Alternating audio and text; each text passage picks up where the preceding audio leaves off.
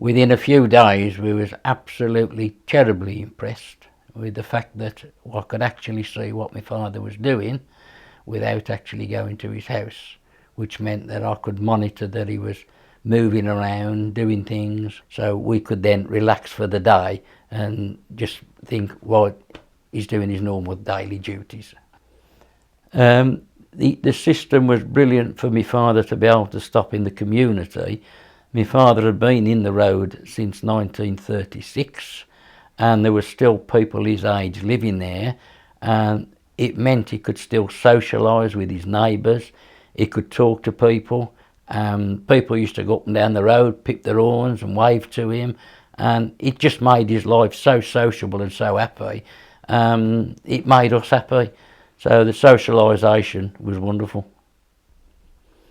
We couldn't have supported Dad without the system at all. Dad would have been in a home, and it was the last thing he ever wanted. He vowed he'd never go into a home. He always wanted to live in his own house and stop there till he died.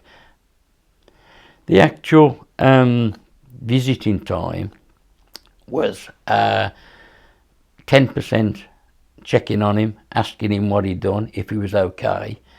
The other 90% of the time we would spend in his garden. He was a very keen gardener, and we'd go out and we'd spend time there, or he'd have crosswords to do and we'd sit and do crosswords. He loved his crosswords.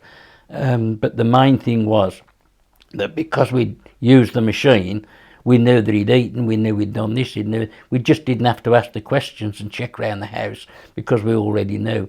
So we had a lot more quality time with me Dad than we would have done without the machine.